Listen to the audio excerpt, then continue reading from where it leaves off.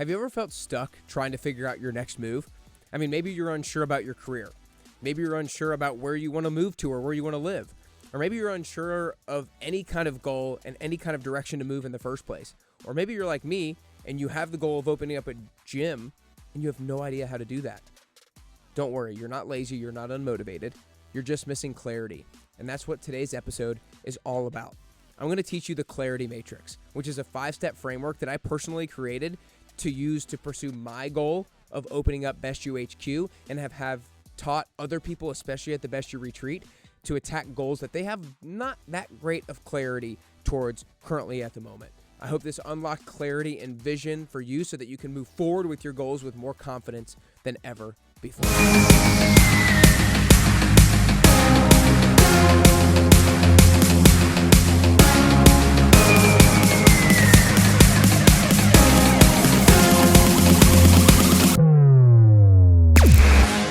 All right, you guys, I am really excited about today's episode. I think today's episode is going to be more unique than hopefully you're expecting. It's going to be very unique, and I would really encourage you to write down some notes on this one, because if you're the type of person who has a goal, but you don't exactly know how to objectively define it, then this is for you. You know, a lot of us people who talk about goal setting, like myself, we talk about you got to be specific. You need a starting line, a finish line, and a deadline. And that's true. However, but like, what if you don't know what that finish line or deadline should be? Like, for example, if you know you want a new job and change careers, but like you don't want to put a deadline on that and you don't even know what career you want to move into, then how can you be super specific and objective with your goal setting? That's what the Clarity Matrix is all about, to help you pursue a goal where it's like, I don't exactly know what my objective finish line is. This is the way to move forward. The Clarity Matrix. And I kind of think there's a few different types of goals that we set. Number one, there's kind of results-based goals, meaning I want to run a marathon in under 3 hours on April 26th, for example. Then there's identity-based goals. So I want to go from maybe 28% body fat to 25% body fat by April 26th. Now, the reason why I start with those two and just give the examples real quickly, results-based goals and identity-based goals are different in this sense. When somebody has a results-based goal, that means their strategy that they're implementing in order to achieve the goal is not going to be the same strategy that they use moving forward after the goal. So, for example, if you want to run a marathon in under 3 hours, then you're going to do a lot of specific marathon training leading up to that race. But a lot of people might not want to do that same training after the race moving forward. And so their habits pre-goal and post-goal are going to be different. Now, in contrast, an identity-based goal, let's say I want to go from 28% body fat to 25% body fat, I probably want to stay at 25% body fat, or, maybe continue to progress down. But that's a goal that I want to keep my habits the same once my goal has been achieved. So that means my identity has changed, and it's not just based on the result. So my habits pre-goal are going to be the same as my habits post-goal. So that's a results-based goal and an identity-based goal. And the third type of goal that I distinguish is a clarity-based goal. An example might be, I want to feel more confident about what career or what job I want to move into next. And so what distinguishes a clarity-based goal from others is that in a clarity-based goal, you're not really clear on the exact strategy yet. You don't know the finish line yet. You're not really even able to so clearly identify the habits that are going to allow you to make progress on the goal, right? Like if you want to go from 28% body fat to 25% body fat, then you might know, okay, I'm going to go 5 workouts a week and I'm going to eat 16 healthy meals every single week. It's not that difficult to put a finger on the habits that are going to allow you to make progress. But a clarity-based goal, when you're like, I want to change careers and I want to have a new job by the end of the year, it's very hard to be like, okay, what's the repeatable thing I can do every single week that's going to allow me to achieve that goal, right? And so that's where you need a different strategy moving forward. You almost need a step-by-step sequence that will allow you to actually more reliably move towards that somewhat subjective finish line. And this is where we have the Clarity Matrix. So if you're watching on YouTube, the Clarity Matrix should be popping up on the screen. If you're not, I would encourage you to go look at the YouTube video. But if not, you can also take these notes as well. But this Clarity Matrix is something that I developed in part by reading the book from Brendon Burchard. Oh man, it's not the 7 Habits of Highly Effective People. That's Stephen Covey, but it's something about habits, high performance habits. That's what it is. High performance habits by Brendon Burchard. Now he mentions these 5 things, so I don't want to steal his intellectual property. So he mentions these 5 things, but very quickly, just about that these help you gain clarity, and then moves on. And so I want to dive more deeply into them and how they actually apply to so many of our lives. So here are the 5 steps of the clarity matrix. I'm going to give you the overview, and then I'm going to dive kind of step by step and give you some examples of what it actually looks like. So the first step is ask questions. The second step is research. The third is try new things. Fourth is sort out life's opportunities. And fifth is sniff out what's right for you. I would really recommend that you rewind that and write it down if you didn't already. However, I'm going to be saying them again and giving you the description of each step and maybe some examples as well. So, clarity. I'm going to think about it in the terms of maybe finding a new job. I'm going to think about it in terms of my goal of opening up a gym of Best UHQ. The first step of my clarity-based goal, let's say I want to find a new job by the end of the year, and I want to open a gym next year. That's as specific as we can get. We don't know where. We don't know exactly when. We just have the broad stroke of by the end of the year or next year. The first thing that we need to do is we need to ask questions. We need to ask questions to a number of people, to other people, to yourself, to friends, maybe to family members, to people who are maybe in occupations that you're interested in. In my example of opening up a gym, I need to ask questions to people who are already gym owners and people who are in positions that we want to be in ourselves. So there's a ton of people that you can ask questions in order to help gain clarity on what goals that you should set and be more specific with, and how to make progress on those goals that you have. So let's say, for example, I want to find a new job. And let's say we're in a particular field right now that we know we don't want to be in, and we know we're interested in this field and kind of in this field, and this job sounds kind of cool. How do we even know how to make the next step of finding a new job? Well, ask questions to people who are in fields that you might be interested in. Find them on LinkedIn, try to make connections through mutual people, reach out to friends, reach out to family members. Think about people who would be able to give you some insight into maybe what those types of jobs entail. If you can have conversations with them about how they like their job, what their day looks like, how much money they might make, what prerequisite knowledge or education or certifications that you might need to have that job, you're going to have more insights like, oh, I have to have that education. Well, I can't do that job. I need to get that certification. Oh, that's not that much money. I can do that. Maybe I am more interested in this field. Oh, they hate their job. I don't want to do that. They love their job. That day-to-day sounds really cool. Asking questions can provide you a lot of clarity. My example of opening up a gym, I'm like, I have no idea how to finance it. I don't know exactly what your business model should look like. I don't know how much things cost. Like, do I have any business opening up a gym myself? And so I sought out a number of different gym owners and sought out some commercial real estate people and peppered them with a bunch of questions. And that gave me a ton of clarity as to okay, how much is this going to cost? Okay, I don't have money to buy anything right now. And I think that getting investors would be a little bit more complicated and difficult than it needs to be at this point in time. And okay, this is how much things cost per square foot. So this is probably what I can afford. And slowly but surely, the more people that you talk to, the more questions that you ask, the more insight you'll gain and the more clarity you're going to have. So the first step is asking questions. The second step is almost a 1B. Like if that's a 1A, this is maybe a 1B. But the second step is research. So it's kind of acquiring knowledge, information to help you gain clarity. So gaining knowledge about topics that you're interested in. So maybe by reading books, reading articles, listening to podcasts, watching YouTube videos. Like the more you learn about different things, the more your eyes are going to be opened to potential different opportunities. So for example, part of my gym opening goal process, if you will, clarity process, if you will, is I bought a few different books about business books and scaling a business. And I read them to understand maybe what things I'm not doing that I need to be doing, how to just successfully run a business, if you will. So I was reading books on business. I was watching YouTube videos on some commercial real estate as well. I've been listening to a few podcasts here and there from other gym owners and whatnot, and trying to gain more information, more knowledge, more clarity. If you are looking for a new job, maybe there's articles that you can read from people who are also looking for jobs, or people who are in those jobs. You can listen to podcasts from people who are in those jobs. You can watch YouTube videos. You can read, there's plenty of resources out there nowadays. I mean, geez, we live in the best time possible where there is unbelievably unlimited resources. I mean, hell, you can have conversations with ChatGPT now about this stuff.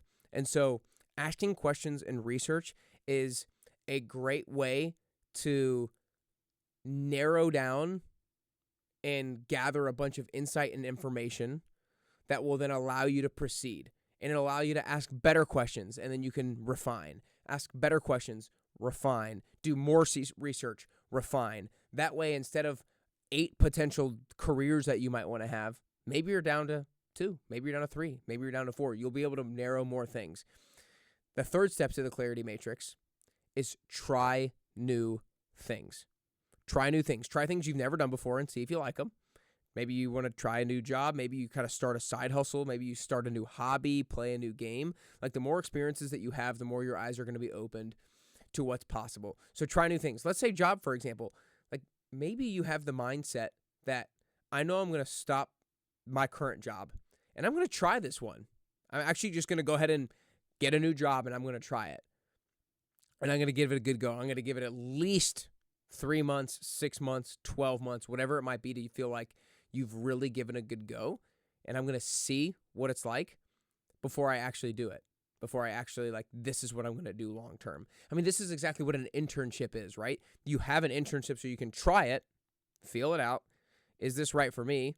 Do I go a full-time role with this company, or do I do something else?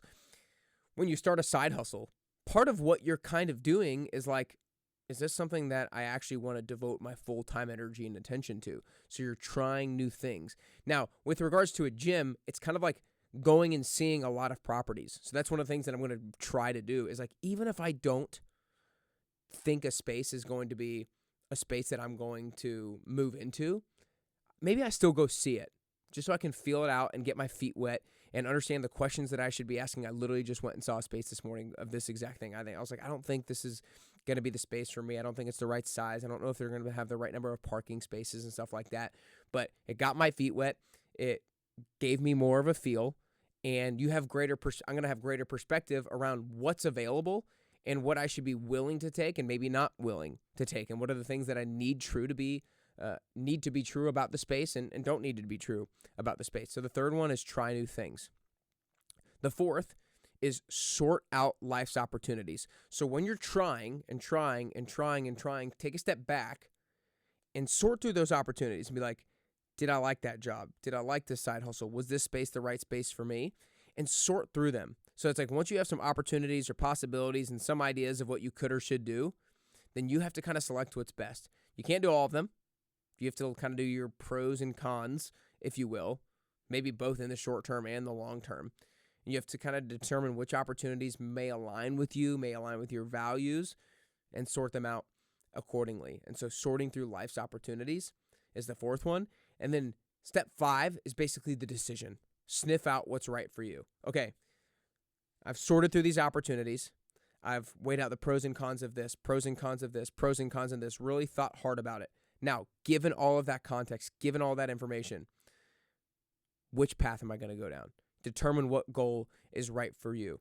And remember, not just necessarily the current version of yourself, but think about the future version of yourself as well. What's going to be good for me now, but what's also going to be good for me in 10 years? Because a job that you take now, you might really enjoy now, but maybe it's not going to provide enough money for your family. Maybe it's something that is going to be taken over by AI in a few years. So you want to be thinking about that as well when you're sniffing out what's right for you. And so when I'm looking through different gym spaces, I have to weigh out the pros and cons. Is this location is an A, B, or C. This size is an A, B, or C. The number of parking spaces is an A, B, or C. The amount of money that I'm going to have to put into it, that's an A, B, or C, right? Kind of a grading the pros and cons of the different spaces. And I'm going to have to sniff out what's right for me and freaking go for it.